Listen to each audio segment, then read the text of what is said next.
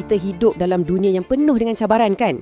Jadi, macam mana kita nak bentuk seseorang tu bukan setakat cakap buat kerja, tapi jadi betul-betul cemerlang? Hari ni kita nak bongkar satu kerangka khas yang direka betul-betul untuk tujuan ni, iaitu untuk melahirkan pegawai rela berimpak tinggi. Jom kita mulakan. Cuba fikir sekejap.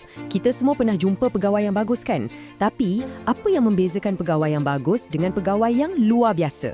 Adakah ia cuma pasal ikut arahan? Ataupun ada sesuatu yang lagi mendalam? Inilah persoalan besar yang kita akan cuba jawab sama-sama. Okey, jadi matlamat kita di sini sangat jelas. Kita nak wujudkan apa yang dipanggil pegawai rela berimpak tinggi. Dan ini bukan sekadar pangkat atau nama tau. Ia adalah satu standard, satu penanda aras kecemerlangan yang sepatutnya menjadi sasaran kita semua.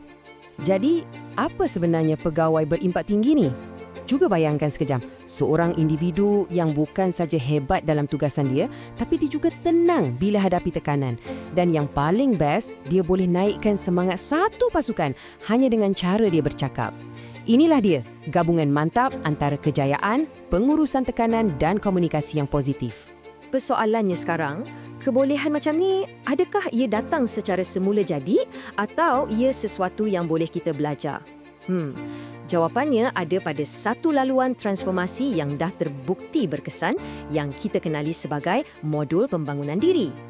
Inilah dia, menu utama kita pada hari ini. Anggaplah modul pembangunan diri ni macam satu toolbox untuk minda dan emosi kita. Tujuannya bukan nak ubah siapa diri anda, tapi untuk bagi anda tools atau alatan yang betul supaya anda boleh jadi version terbaik diri anda sendiri. Ayat ni membuka jalan menuju kejayaan, betul-betul merumuskan segalanya. Cuba kita perhatikan perkataan membuka tu. Ia bukan tentang paksa semua orang ikut satu lorong yang sama. Tak, tapi ia tentang bagi setiap orang kunci untuk mereka buka sendiri pintu potensi dan jalan kejayaan masing-masing. Okey, jadi macam mana modul ni berfungsi? Sebenarnya tak rumit pun. Asasnya dibina atas 3 tunggak utama. Dan ketiga-tiga ni saling berkait, saling menyokong antara satu sama lain untuk membina seorang individu yang benar-benar mantap. Ya, 3 tunggak yang menjadi teras.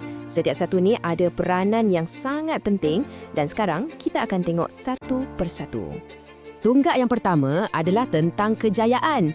Kejayaan ni bukan soal nasib ya. Ia adalah tentang membina mindset dan strategi yang betul. Macam mana nak tetapkan matlamat yang jelas dan yang paling penting macam mana nak susun pelan tindakan untuk kita betul-betul capai matlamat tu. Seterusnya, tunggak kedua, daya tahan. Tekanan dalam kerja ni memang kita tak boleh lari. Ia sebahagian dari lumrah tugasan. Tapi, cara kita bertindak balas terhadap tekanan tu, itu adalah pilihan kita. Jadi, tunggak ni akan beri anda strategi praktikal, bukan setakat untuk bertahan, tapi untuk berkembang maju walaupun di bawah tekanan. Dan tunggak yang ketiga yang boleh saya katakan mungkin yang paling penting, iaitu komunikasi. Bukan sekadar bercakap tau, tapi membina hubungan. Ini adalah seni macam mana nak wujudkan kerjasama, macam mana nak redakan konflik dan macam mana nak cipta satu suasana kerja yang semua orang rasa dihargai dan didengari. Dan nak jadi pakar dalam komunikasi ni, modul ni pecahkannya kepada 4 bahagian yang mudah kita faham. Bermula daripada sistem komunikasi yang kita guna, kepada pilihan setiap perkataan yang kita cakap, daripada gaya kita sampaikan mesej, sampailah ke bahasa badan kita yang tak bersuara. Setiap satu elemen ni sangatlah penting. Jadi, bila ketiga-tiga tunggak ni kita gabungkan, apa agaknya hasilnya? Hasilnya ialah satu transformasi daripada cuma tahu apa nak buat kepada mempunyai kemahiran untuk betul-betul melakukannya dengan cemerlang. Gambar ni dah menceritakan segalanya. Cuba lihat perbezaannya. Macam langit dengan bumi kan?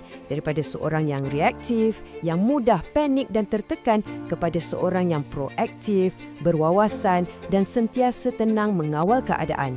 Daripada komunikasi yang biasa-biasa kepada komunikasi yang boleh bagi inspirasi. Inilah beza antara pegawai yang baik dan pegawai yang berimpak tinggi.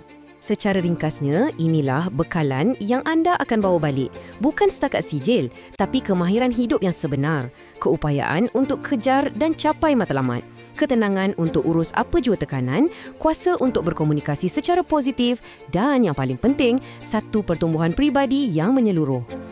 Jadi, sekarang kita kembali kepada anda. Lepas dah tengok kerangka kerja ni, 3 tonggak utama. Kejayaan, daya tahan dan komunikasi, soalannya bukan lagi apa, tapi bagaimana. Macam mana anda akan guna semua prinsip ni bermula hari ini untuk membina jalan kejayaan versi anda sendiri. Fikir-fikirkanlah.